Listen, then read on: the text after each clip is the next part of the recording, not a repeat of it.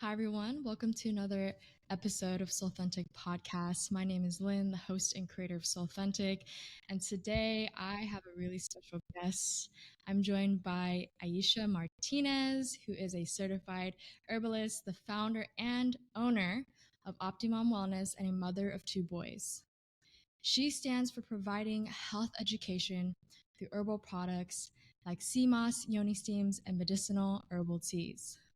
Through her own personal experience in the healthcare system and a serious medical scare, Iesha learned how to deep dive within herself and prioritize a natural healing lifestyle where she now shares this knowledge, this embodied wisdom to her community. Without further ado, let's have Iesha come on. Let's have this juicy conversation. How are you doing?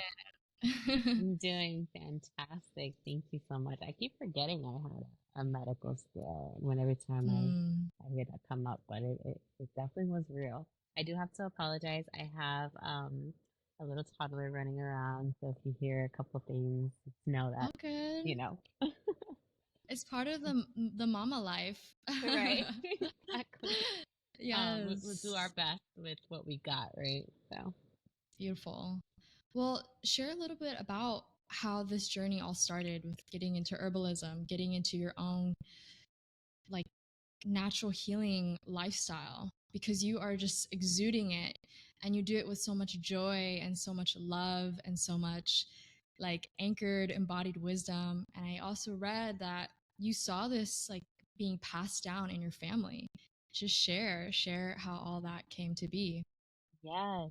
So when I think about it, I come from a lineage of women that definitely would, without teaching, kind of like teaching with just doing, they would do a lot of holistic things, like putting apples in teas and gingers and using everyday herbs that we used to cook with for other things. Like I remember growing up seeing my mom put like a piece of lemon with some cloves by the door. I never knew why she would do these things, but she just kind of intuitively did it. And then one day I asked her, I said, "Well, why do you do these things?" She couldn't really tell me why. She just said, "This is what my family did. This is what helps us with X, Y, and Z." She couldn't really give me like detail, and me being, her Virgo daughter, that wasn't enough. I needed more context. Um, so I actually grew up with my mom. She is Dominican. She comes from Dominican Republic, and we live in Boston, and she is known. She's so cute. I love my mom so much. She's a store clerk, and by day, and then at night this amazing spiritual healer that people from all over Boston comes to see. Like, so my mom is like a bruja.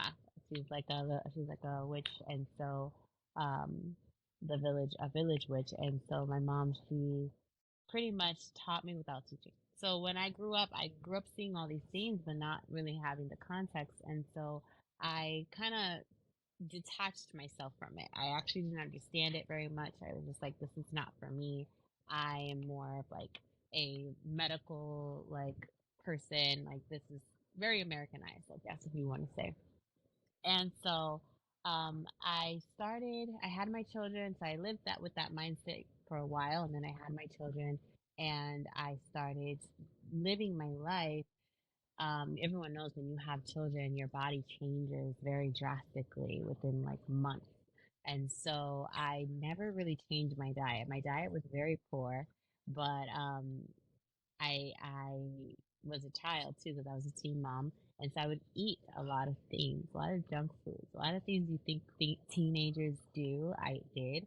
So when you are pregnant as a teen mom, and you're eating all the junk food, you really don't really know or care, to be honest, what you're eating.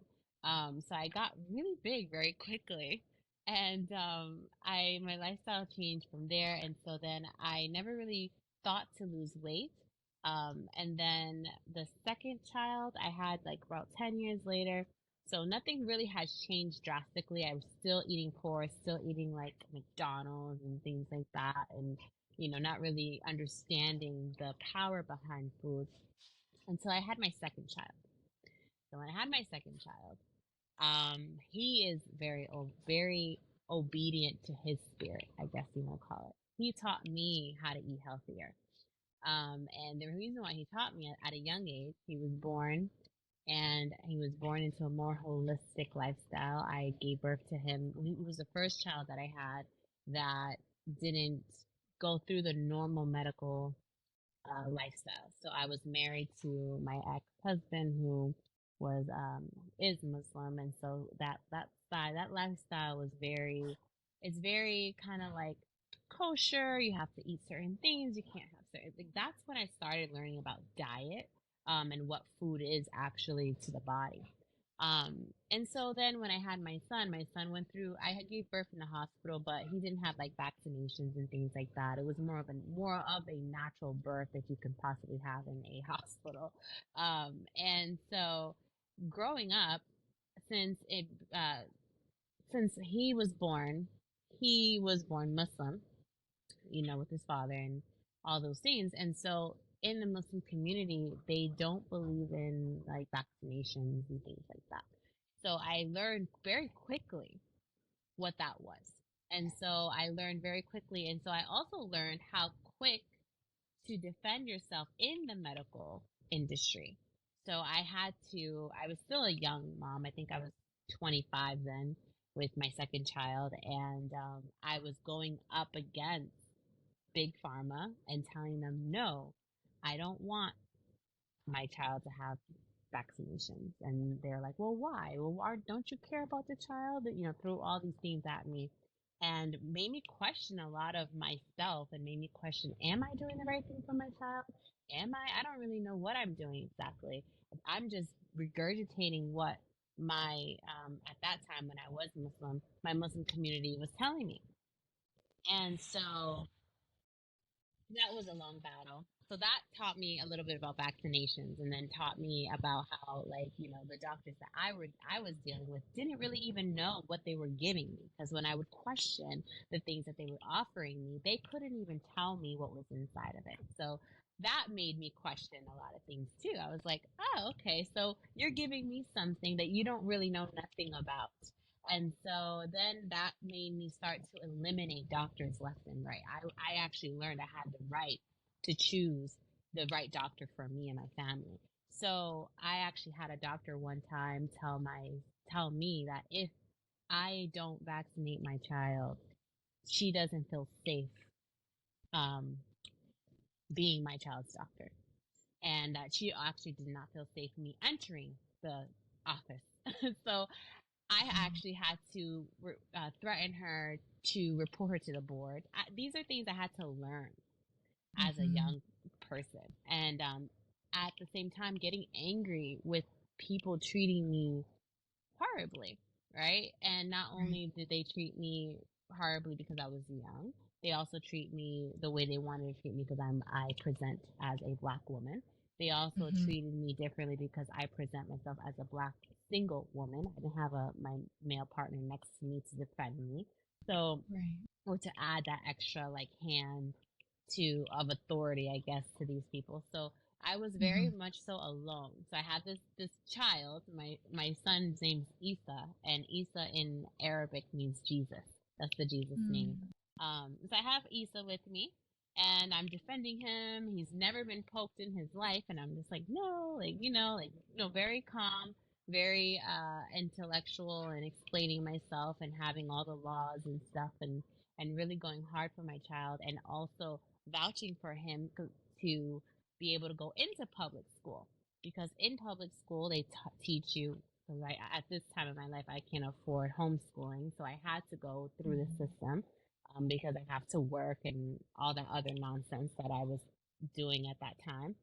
Right. Um, so then that happened, and so I had to learn how to get my kid through public school without being vaccinated. And I actually taught his teachers that actually in the state of Massachusetts, you don't technically need a vaccination card. You just need a letter from the doctor explaining that due to religious reasons, she's exempt from X, Y, and Z. I had to learn all of these things and actually teach them this. They were like, well, we don't know. We just know what we're told to do.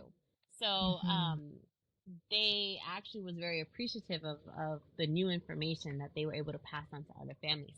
So Issa gets older, right? And so now he wants to start to eat food. I breastfed him for about 5 months, and I actually couldn't breastfeed him anymore, which broke my heart because I still wanted to go into this holistic lifestyle. So my sister-in-law had like 7 children, and she was breastfeeding gold, like shooting out milk just by looking at it, right? So she actually offered to breastfeed my child. So she breastfed him for an additional 5 months, which was mind blowing to me. Like it was like a bittersweet moment because I was able to know that my child was getting nurtured correctly, but at the same time, couldn't do it myself. So it was like I felt good that I still put the best thing forward for my child, but at the same time felt like, well, am I not worthy? Am I not still like a mom because I can't do these things for my child? But luckily that went out my head very quickly. And so Issa was fed breast milk his first year of his life. Then he started going into eating foods. So luckily, when I got him into daycare, because I had to work, I got him into daycare, and I found another Muslim sister that she was a holistic herbalist, I guess. Ironically, I never even knew what a herbalist was then, but I knew she did juices. I knew she made juices and baby food. So I was like, well, I know you have a daycare. She also had a daycare. I was like, well, could you? And her name was also Iesha, which was insane. And I was like, Iesha, could you please um, take in my child? You know, I have to work. I'll pay. Blah blah blah. I love that you make your own baby food. You make your own foods. Please, could you do that? So she was giving him like fresh juices every day, 3 times a day, like fresh baby food. Like he was like getting the treatment. Okay, while I Yes. was working, So finally, when I couldn't no longer so she was with him for like almost like 8 hours of the day. So she fed him all the things. And so when I would take him home and feed him the things I would eat, like I was on the go type of person. I was eating a lot of crap, right? So when I would take him home and I'm like, all right, I need to feed you now. So I would feed him my food. And my food is junk food. And he would he couldn't speak yet, but he would shut his mouth. Like, I remember one time he tried it. He instantly realized that that didn't sit well with him. And so after the second time, he would advocate for himself. He would close his mouth. He wouldn't allow me to put things in his mouth. Like he would literally be like move his head and stuff and Nope. everything. Like, nope. And so I was like, what am I gonna feed you? So I called Iesha and I'm like, listen, I'm eating. What's going on? I don't know. And she's like, well, I don't know what he eats here. I'm like, well, what do you give him? And she's like, I don't know. I make squash and I make some zucchinis and I do all these things. And I'm like, so you don't give him chicken nuggets? You don't give him fries? You don't give him anything of that sort? She's like, no. And I'm like, no wonder he doesn't like it. So I literally would have to go. I had to go completely grocery shopping just for Issa because he wouldn't eat the food I would eat. At that time, it didn't click for me because I'm like, I guess this kid's picky. He doesn't like my food. Whatever. I'm just gonna do the least resistant thing and just buy him the things that he likes. I would crack open an avocado, feed it to him. He'll love it. So, but then one day, me and my brother, we decided to go vegan for a month. It was like a bet that we were doing. And so there was money on the line, and I was like, I'm in. Let's get it on. So then we did a bet. We'll see how far for a month who can go vegan the longest. So we did that, and I remember on my third week, I woke up one day and I felt amazing. Like I was eating nothing but vegan food, salads at the time because I didn't understand what vegan food was. I would eat a lot of salads and drink a lot of green juices and things like that. I lost like maybe 15 pounds, and I was just drinking a lot of juices. And the third week, I had a clarity in my mind that Mm. was like no other. I almost thought that maybe I like there had to be like a weird glitch or something happening, because for the first time in my whole life, I never knew what it was like not to be in pain. So what does that Mm. mean? I literally went my whole life not knowing I was in pain, because in America they constantly push work, work, work, work, work, work, work, where you cannot even think that you have a sore here, or literally you have to kind of like not croak but get close to croaking to know that something's wrong with you. Right. And I went vegan. I pretty much detoxed my body for a month, and I had this really big pain in my gut. I didn't understand what that pain was, but it was like a rock. It felt like a big rock in my gut. And for Mm-hmm. that third week, it was gone. Like that pain that I felt there was completely gone. I have no idea what it was. I never had like lots of scans and stuff. I kind of always did self diagnosis and stuff. But what I felt Mm-hmm. that day, it was completely gone. So I felt great and amazing. We went 30 days without without eating any meat and anything or dairy or anything like that. I went completely vegan. No one won any money because we kind of both did it to the end. So we kept our $100, which was great. But after the 30 days, I was like, I'm gonna keep going. I'm gonna keep this ride going. And girl, let me tell you, Lynn, I was driving in Boston. I don't know if you've ever been to Boston, but in No. Boston, there are like these chicken stands where you like eat fried chicken and fries and things like that. And let me tell you, when they're cooking or deep frying their chicken, you can smell it from like a mile away. I'm So I was sure. driving. I was driving in my car, and my window was down. I was driving by, and then the smell of the chicken hit me, and I was like, so I started craving. I was like, ah, that smells so good. You know what, Aisha? You did 30 days. You're amazing. Forget this vegan stuff. Go get yourself some chicken. So I did like a complete, I mean, the ugliest U turn. Like you would think I was like a fiend or something. I did the ugliest U turn, and I went to the fried chicken spot, and I sat there and I was like, I gave him $5, and I was like, give me 3 piece and fries and da da da da. He gives me the chicken. I go in my car, and I'm telling you, it's almost as if I was shooting up or something in my car. So I got the chicken. I was eating it up, and it was so good. I'm telling you, the dopamine You that got the went, drugs. like, it was like the grease, the fat, everything was just like, I remember that day. I Mm. felt so amazing that day. I was like, It's like this, ecstasy. it was ecstasy. And so I was like, you know Mm. what? Forget being vegan. Chicken is where it's at. Like, this is bomb. Forget this. Whatever. Kid you not. 15 minutes later, driving my way back home, that pain that went away that I had for years came Mm. right back. It was like a stone just dropped in my gut. And it hurt so much. And I was like, at that time, I was hit with reality. I was like, there's no way I can keep going on like this. It's gonna, like, something's gonna happen. And Right. so I was forced to make a decision. So I made that decision then, and I was like, all right, I'm gonna go vegan. I was 200 after giving birth to Iesha. I was about 200 and maybe 20 pounds, like 20. I was a big girl, but I was still cute. I was a big girl. And so I lost the 15 pounds, and so I was like, you know what, I gotta keep going. I gotta keep doing this. So I started detoxing, and I detoxed for about 6 months. And I'm telling you, my face broke out. Every single hole of my body was releasing toxins. I had acne. I had eye boogers every morning. I had my yeast infection was just going crazy. Everything was just purging.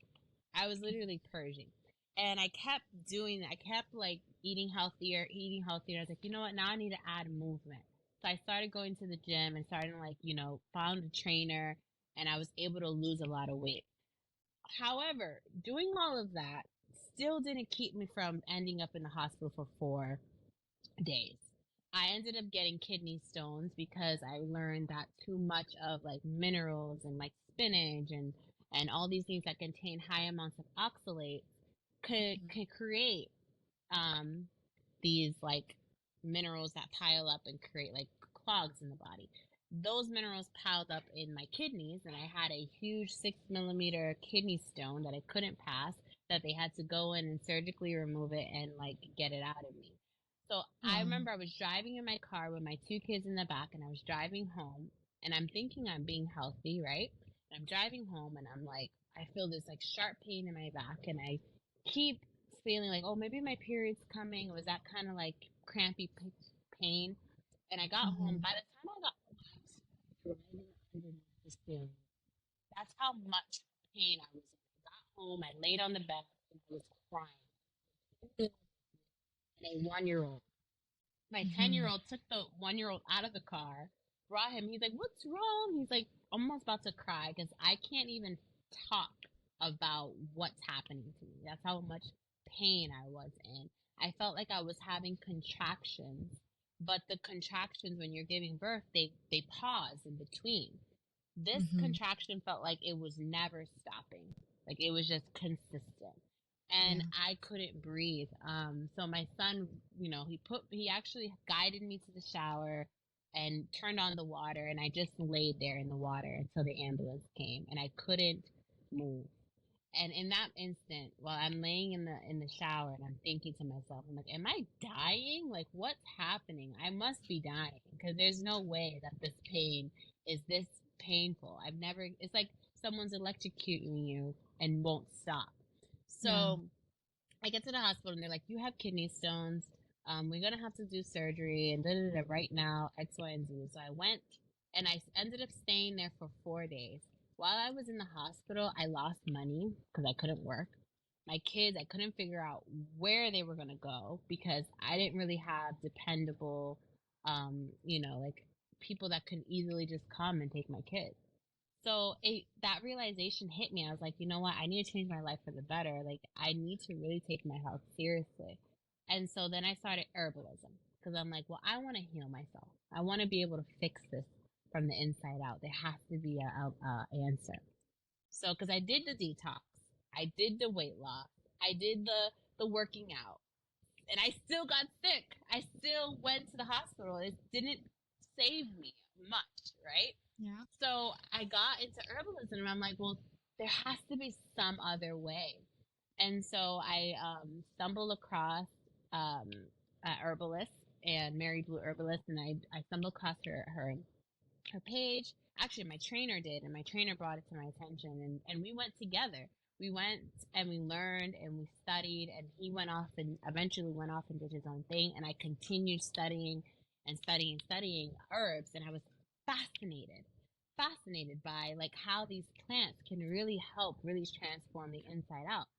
So that was the piece that I was kind of missing because a lot of people they do this holistic change, right? And they start getting into fitness and they start the protein shakes and they start the amino acids and all these little products to try to keep you going to look a certain way, but they never really dive deeper into the cellular level until something happens.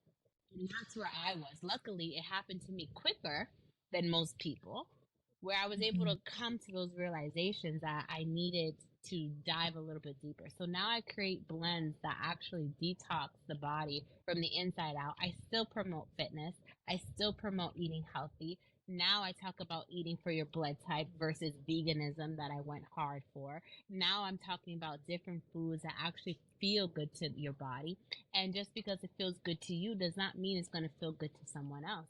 Everyone has a different blueprint. So I'm in a huge different lifestyle now from where I started.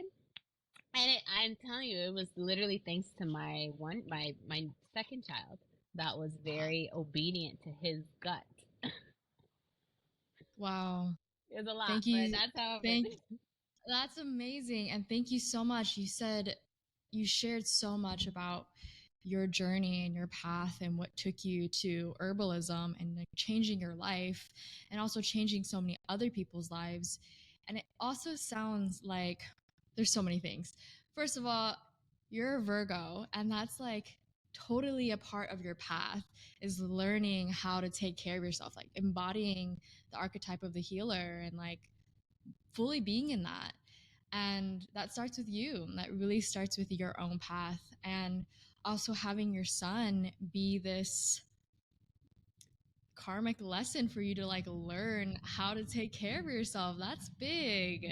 Yeah. And that's amazing. I wonder if you see any ties between how you grew up and the way you learn about your body through your family, and maybe if there's like some patterns that you had to shift out of, that you're like, oh wow, I learned that from childhood and I had to almost relearn and reverse that as an adult, and doing it through your own children. Like that's an amazing process. And I feel like you do that work, especially when you're an adult, you're like reversing all these things and this conditioning and the patterns and the habits that you learn as a child that you thought were normal. And that's a big part of like who you think you are. Especially, I think it depends on the culture in which you're grown up in.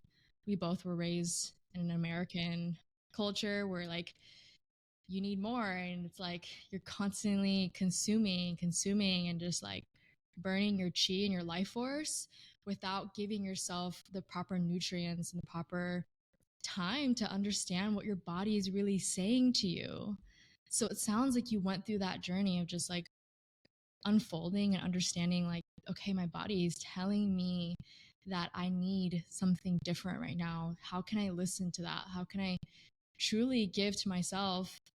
And then having this breakthrough of going to the hospital and being like, I need to change, or else I'm not going to be able to sustainably take care of myself and my children. I love that. Yeah. Such a mother. I love how grounded you are in like taking care of your children and being such a force for them as well. And it's amazing. Thank you. Thank you. Yeah. One point that you mentioned was having medical sovereignty. I think this is something that is so big. And as a Chinese medicine practitioner, I have patients who come into me who are like, I'm on my last resort. I've gone to all the medical doctors. They won't listen to me. They tell me that there's nothing wrong. It's just stress. And they want to put me on all these medication and probiotics, and I just won't do it. And how does it get to that point where our medical system can't even support what we actually truly need? I mean, it was totally built off of wanting to make money and just a system that is one size fits all, when it really should be personalized and crafted to what your needs are. So I love that you speak onto that point, because that's definitely something I see constantly, of people not being heard, of people's intuitive understanding of their bodies is not being honored by the system that is Mm-hmm. supposedly here to take care of you and to support you and your family. And so I love that you spoke onto that. Do you have anything else to say on that? Like when you work on your with clients, do you have to kind of educate them with like, okay, this is how maybe the medical system may look at your condition, but this is how we can, these are other options that you can use from a like a holistic perspective. Yeah. So I try to, first and foremost, it happens all the time, especially in my Mm-hmm. community. That's one of the main reasons why I went into herbalism, is because I wanted to be that at least one person in my community that people can go to in some way when the medical doors are closing. COVID happened, and COVID showed a lot of people that when the hospitals close down, what do you do for your common cold? What do you do Mm-hmm. when you're have a stomach ache? What do you, like the very simple things that we find ourselves depending on the system for, that Right. crashed. Like that whole codependency system that America has presented to us when COVID happened, which in my opinion is a blessing because it showed people when you have a codependency personality and you don't learn things on your own and try to seek your neighbor and your family and go back to your roots and try to even understand what's around you, for Christ's sake, freaking mugwort grows Mm-hmm. out of the concrete. and it's there for you. Like when you keep this codependency attitude, when that's shut off, when the plug is pulled, what do? You find yourself facing yourself. And you find yourself in positions, especially as adults that have other people that depend on you. You find yourself in a position where you're like, well, how do I help them? How do I actually help them? I have no one to send them to. It's you against you, really. So I remind people of that time, because that time shows them, like, okay, well, yeah, you were right. My doctor had to turn me away. I had a common cold and she couldn't help me. She told me, go, it'll pass. Don't worry about it. We got bigger fish to fry here. Like, your issue isn't important. So I come to show people that your issue does matter. These little signs that your body shows you, your tongue mapping, your eye mapping, your body, your skin, everything is telling you before the big hurrah happens. And we want to identify that first before you wake up sick. Because the funny thing is, people think they wake up sick. You don't wake up sick. You've been sick.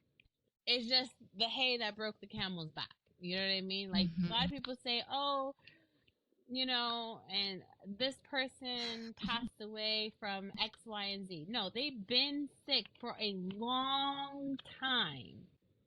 And their body gave up, and the way you're, and your body's constantly in survival mode. It constantly wants to survive. Even when you gain weight, it's only a product of your body thinking that there's going to be some type of rainy day that you're going to have to use all this energy one day.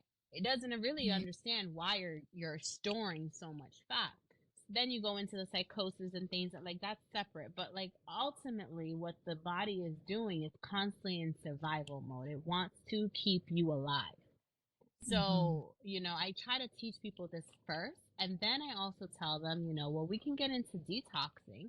That's only going to last you up to such X amount of time.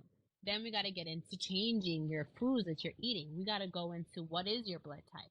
What do you have? What is your blueprint? Do you even know what a blood type is? Oh, I don't know. And I'm like, well, go ask your doctor. I bet you your doctor won't give it to you. And they don't. They don't give them that piece of information. Other countries, it's a requirement to have it on your health card of what your blood type is. Here, I mean, not here, I'm in Costa Rica, but in America, they withhold that information. Yeah, they don't give you that. That's They don't crazy. give you that. And it's crazy. I mean, it's not the end all. Like, for me to tell you to know your blood type, you're going to heal yourself. No, you take pieces of a little bit of everything, and you do what's best for you. I love Chinese medicine. I love Ayurveda. I love aerology. I love tongue mapping. I love all of it. It all, like, turns me on, because it's like, it's literally the body just repetitively telling you what organ or what part of your body needs help. It's just It's like, oh, you're blind. Maybe, oh, not that you're blind. Well, like, maybe you lost your taste. Well, you can see. You could look in the mirror and look at your tongue. Oh, okay. Well, maybe someone can look in your eyes. Maybe those things you missed that mark. Maybe you can look at your skin. Look at your skin. See what it's telling you. Your body's constantly trying to speak to you. The issue here is with the codependency mindset. It keeps you from looking at yourself.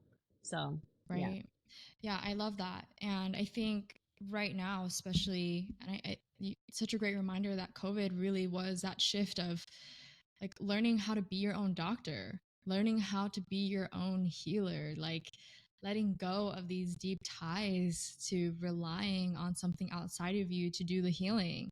Exactly. Because it's you. It's you. And it's being able to step into your power. Like, empowerment is about stepping into your power, whether it's through food, through diet, through supplements, through anything that you're doing.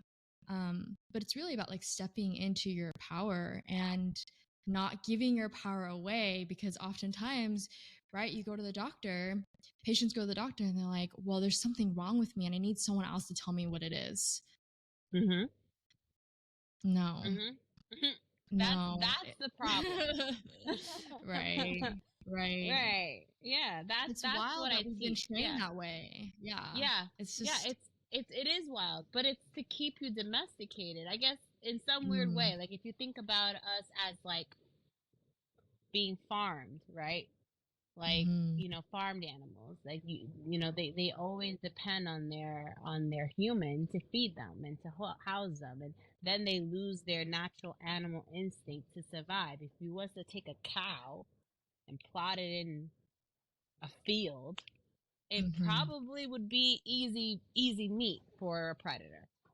You know, it's Yeah. like we are kind of domesticated. So when COVID happened, we were kind of like that like misplaced cow. We're just like, well, what do I do What now? do You we know, do? like, like What's who's gonna next? who's gonna tell me when to work out? Who's gonna tell me when to eat and when to Right. you know, like my schedule's all messed up. Like, what do I do? Right. Right. No one's telling me what to do. And it's like a lot of people got very scared of that. Mhm. So, you know, you found the ones that were scared, and then you also found the ones that were like, okay, let me get out there. Let me figure out how to, you know, do some calisthenics to move my body, how I can go out and maybe start maybe planting. Maybe I can bring in some herbs in my Mhm. house, buy a freezer and start storing my meats. Like there were Mhm. doers, and then there was person that was fearful. And there was Mhm. a lot of people that were fearful. So yeah. Right. Yeah. Yeah, such a great point. I know that for my school, my Chinese medicine school, we had the highest number of people who enrolled in the school that year when COVID started. It was like this push for people to just like focus on their health, and rather than it being this reaction to you having this hurrah moment and you being in the dark night of the soul and you being in the tub and calling 911, Mm-hmm. it's like, no, how can we shift the paradigm to preventative medicine? Like, how can we Mm-hmm. bring in these herbs and these practices and the rituals that actually support us in having sustainable good health? And how can we also then be role models for our children and for the community? I think that's such a big piece and Mm-hmm. such an amazing thing that you embody in doing that for your community. And I wonder how how was it? So we're going to switch it up a little bit and we're going to talk about business and entrepreneurship because I know you are a small business owner. You've Mm-hmm. created Optimum Wellness. What has that been like starting that business? You know, like putting your heart and soul and your like experience and your passion into that. It's kind of like surreal, I guess. Um, Mm-hmm. I did not go into business the way most people do it. They're like, oh, you know, I'm going to start a business. I think, you know, they just have the idea that they're going to start a business. I was pushed into business by my community. I was Mm, pushed into it. They were kind of like, you need to have a website. You need to have labels on these amazing teas that you're giving me. You need to consult people. Here, consult my grandmother. Here, consult my cousin. I was pushed into business because when I started helping one person and then helping like the small little people around me, those people spread to their families and brought more people to me. And then they, like, it was just like a germ effect that mm-hmm. happened. And then people kind of like forcing and encouraging me to go into business. There was times where I wasn't even accepting money. I was just like, let's just trade, or like, you know, like it's fine. Like take it. You need it. Like please, this take care of yourself. And they're like, Mm, no, you need to be a business, Iesha. So that my community pushed me into business. Second off, being a business owner is hard because you have so there's really no place that I know of yet that actually holds your hand through the process of like teaching you how to go through the ins and outs of. I was actually blessed. I'm a big firm believer of spirit, and I'm a big firm mm-hmm. believer of the universe, and I know that, you know, as a obedient servant to God and my spirit, like I know this job that I'm doing now in this lifetime is supposed to happen. So whatever else is in my way, or whatever obstacles that come, I know Spirit's going to handle that, because my obedience to serving my community and my obedience to serving my temple is what's important, is what's in the forefront. I know that's my role here on this planet. So I know that God's going to make that stuff happen. And the way I say that is because people offered to do things and to help me. They offered to help build my website. They offered to help create my labels. These are things that were created for me by the community, because they saw me. You know what I'm saying? They saw Yeah. my potential, my love to help. And so they brought their skills of creating labels or creating a website, and was like, hey, let me help you. So my business has been built by my community. I'm just the face of it. I can't take credit for all of that. I can only take credit for my obedience and my willpower to listen to my body and share. That's what I did. And so my community then reciprocated that, received that, and in return gifted me more tools to help me be better. So That's so amazing. It's like you were called, and it was like this natural unfolding of you, really. And that's really amazing. And yeah, it's so beautiful that it was such a natural unfolding of you and your community calling you into bigger service, and you were like, all right, I'm in, I'm here, let's do it. right. I love that. And I feel like one of the things that came up for me as you were speaking was I heard this story about mothers, and that mothers back in the day were actually silenced. They were the first to be silenced within the matriarchal um, energy, lineage, because they stepped up for the community and they stepped up for their children, and they said no to war, and they said no to violence, and they knew how to look at what was happening in certain situations from a multidimensional lens. And so they were silenced. And I feel like when you were speaking about taking care of your children, standing up for them, being this force for them, it reminded me of that, of how much, so much of that motherly energy is here to really empower the community to stand up for ourselves, stand up for our bodies, listen to our bodies, and to take care of the community. And it just sounds like that was naturally your path, was like becoming a mother, your community calling you forth, and you being like, okay, I guess here I am. And it's so amazing to hear that journey. Another thing was that in Chinese medicine school, they actually teach you about these old practitioners, like way back in the day. And they say that some of the doctors back then literally would never accept money unless it was from somebody they would never accept money from people who were sick, but it was people who the community actually giving them money.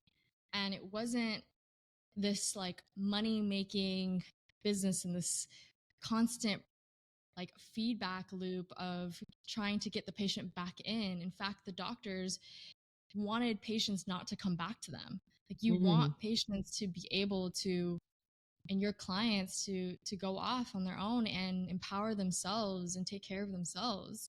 That's what it is to really help people become independent. Like just like what you're saying is cut the cords of like codependency to a system that is not here to serve you.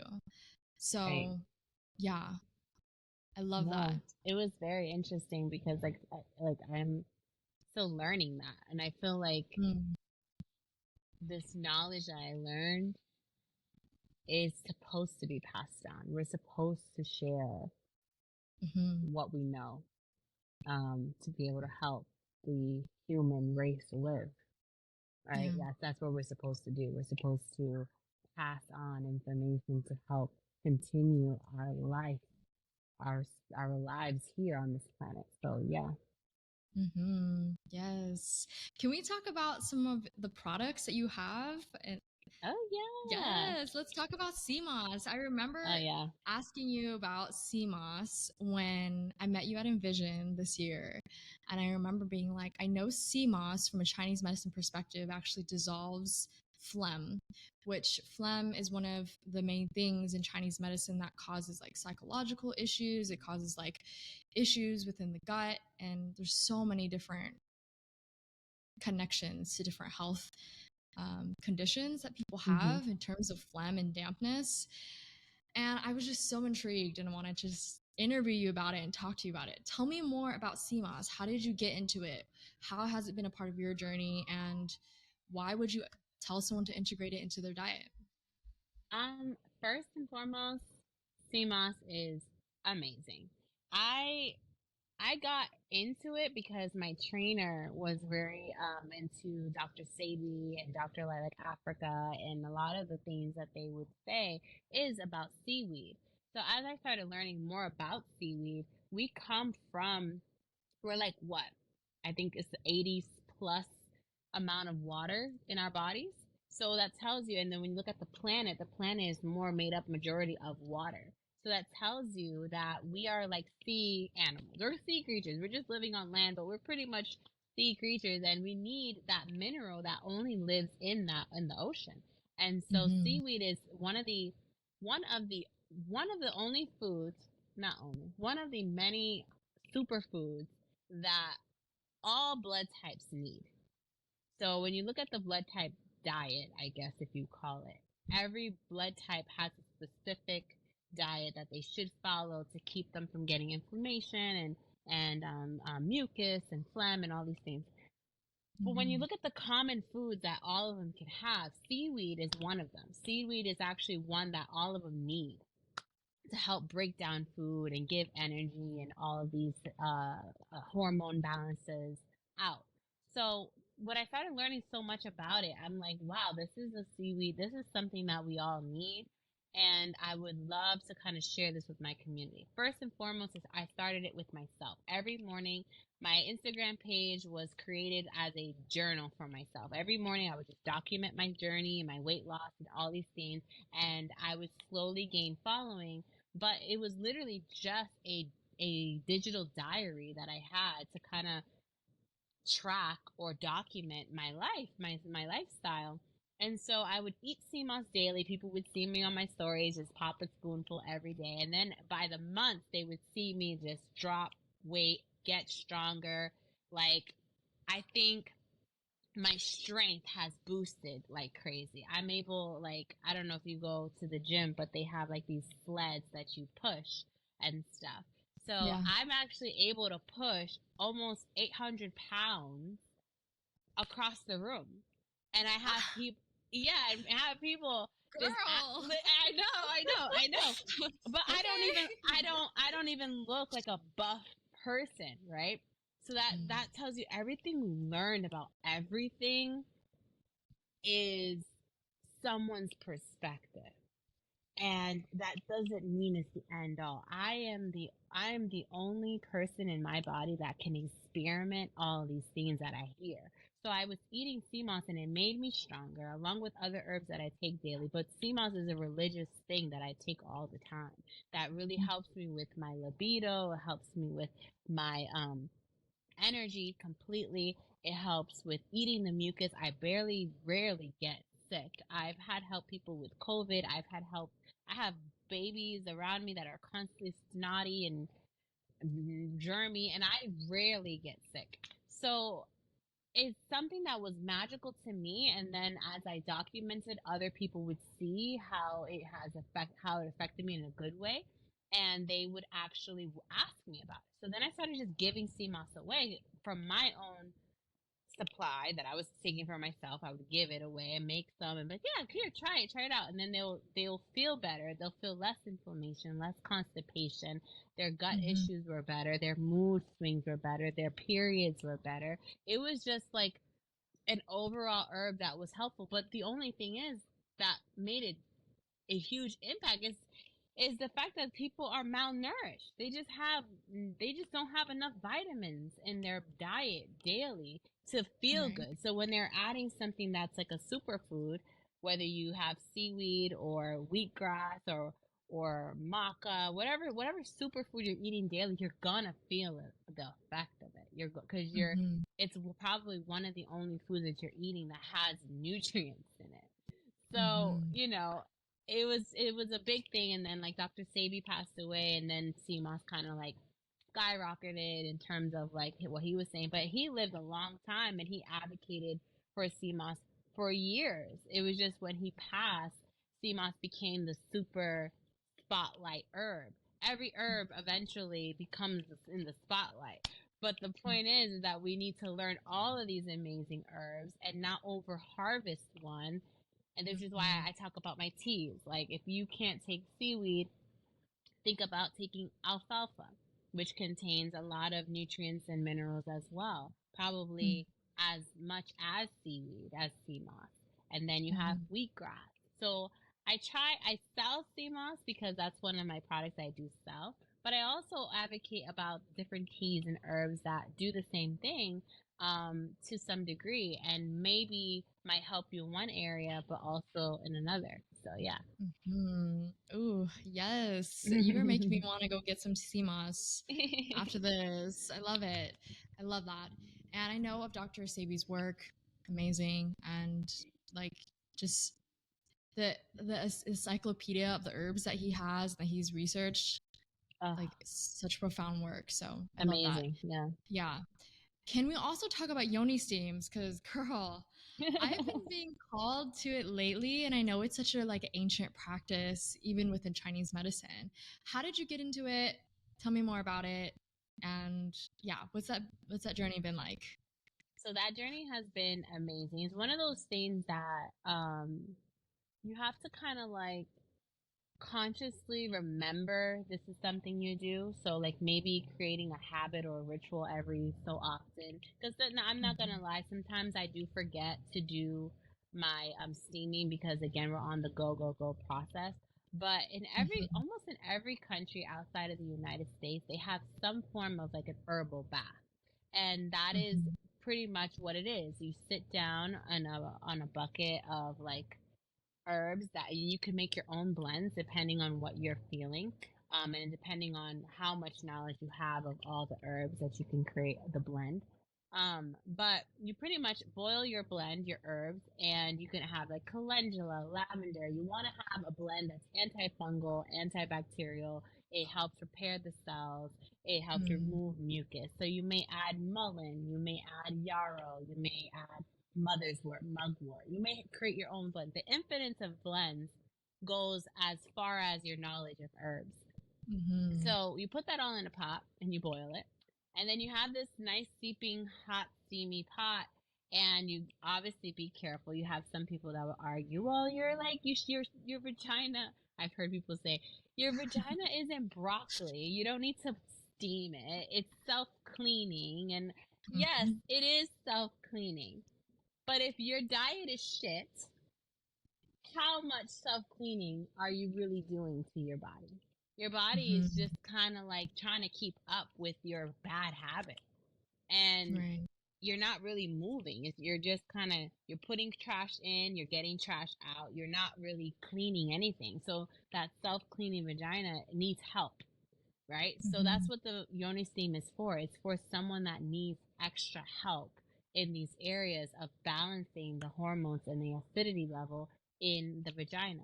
So Right. everyone does steaming. At one point in time, people didn't think that steaming your face with water to open your pores even made sense, right? But now Mm-hmm. we have estheticians that vouch for these things and says, yes, steaming the face is great. And then now they add a little bit of eucalyptus in there, and they'll add a little bit of lavender. See, they're getting into herbalism. So it's like you can't run from it. It's going to Right. come eventually.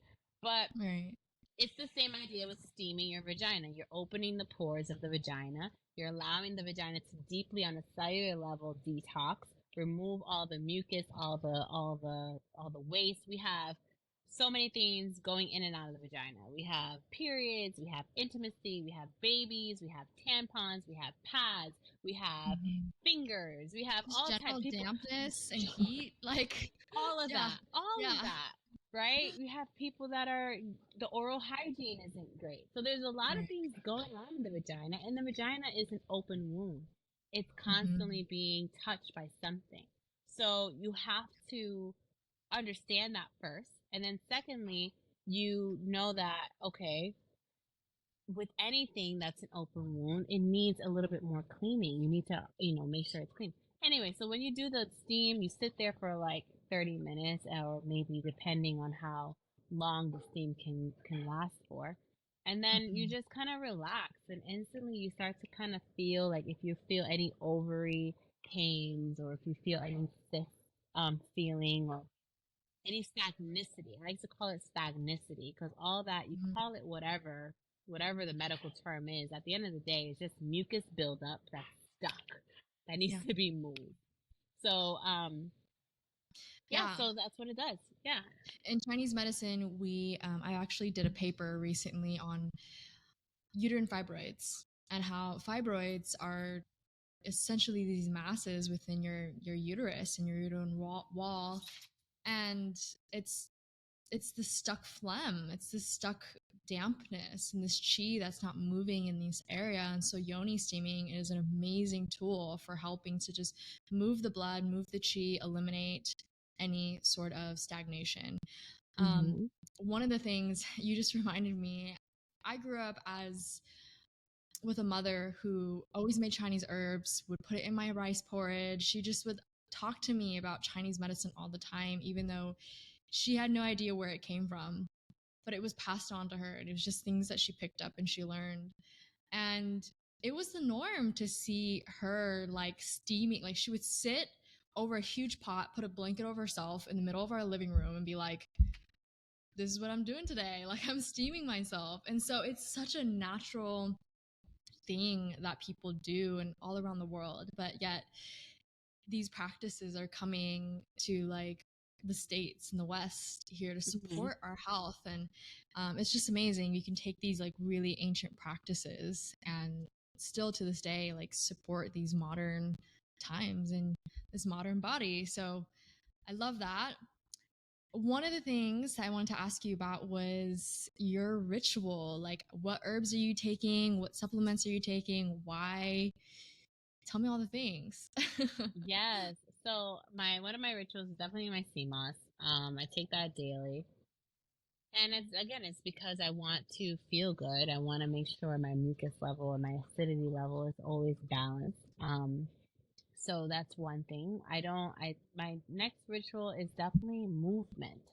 I need to Mm, move my body every day. I have to. I have to walk. It's like my therapy. I need to do it. Um, mhm, and so with that being said, that's one of my rituals. My other herb ritual is definitely having some type of peppermint or some type of mint in my daily life. I know that I am a Virgo. I also am a B blood type, and all these things, all of them relate to intestinal issues, intestinal gastro issues. mm, I hoard emotions in my gut. So moving my gut around, having herbs that constantly move the energy around, and keeping that energy as clear as possible is important. Fasting, for me, intermittent fasting has been great. Is another ritual of mine that I do a lot of. mhm, And honestly, I just kind of try to be my own scientist to my own body. I preach to people to be your scientist to your body. Go a mhm, few without having something, put it back in your body, see how you feel. Do you have fatigue? Do you have gas? Write these things down. Become literally obsessed with yourself and what you do and how you react to mm, everything, to people, to environments. Everything is all energetic. So right. understanding that. So I think like one of my rituals is definitely just being super mindful of the foods and energies I bring into my body. Mm, And sitting with it. Sometimes you don't have to. automatically jump to solving a problem. Sometimes you can sit with it and see, you know, and allow your body, your magical body, to kind of let that energy be moved on its own. Your body already knows what to do. It already knows what to Mhm. do. You just need to kind of stop. Yes. You just gotta stop what you're doing to keep it from doing what it needs to do. So it's like sometimes you can Mhm. just sit with it, like everything doesn't need to be fixed right away. Give yourself a chance. Give your body a chance to fix it on its own for a little bit, and then Right. and then do an action if you need to. So Mm, kind of like the self cleaning vagina. The vagina is gonna self clean itself, but if you're not stopping the issue, you might need an extra support to help that process. mm-hmm. Love it. Thank you so much. And we're coming up onto time here. And I want to just ask you if you want to share some like words of wisdom with someone who knows nothing about herbalism, who knows nothing, and is just like wanting to get into that journey, what would you say? Like maybe who inspired you the most? What books, what courses to Mm-hmm. tap into? Yeah. So first and foremost, I want to let people know that you are the biggest teacher. Mm, A lot of things that I've learned, like you can definitely do a lot of free research online. There's a lot of, since COVID happened, there's a ton of free information out there of a lot of people that putting out their information out there. You also can find certified herbalists that have done this for years. I would do research on it. The person that I've studied under most was Mary Blue at the pharmacy in Rhode Island. That's one of them. I did a lot of self study with Dr. Morris's courses, Dr. Lilac Africa's courses, also Dr. Sabi. And I went back to my mom. My mom was also the biggest teacher too. After I did all of like the technical words and stuff, I went back to her and I was like, let's have a conversation now. And she opened so many doors of her history and what her mother mm, did and stuff. And so those pieces clicked because I was able to gain some little background information on courses and stuff. But right. pretty much after looking at everything from a whole and stepping back at everything I did, ultimately I can lean more on myself than anything. I Right. I now lean on myself, my own ability to do the research, Google things, go to the places that I'm curious about, go to different herbal communities, speak with them, network, take pieces of everything, and create your own. Mm-hmm.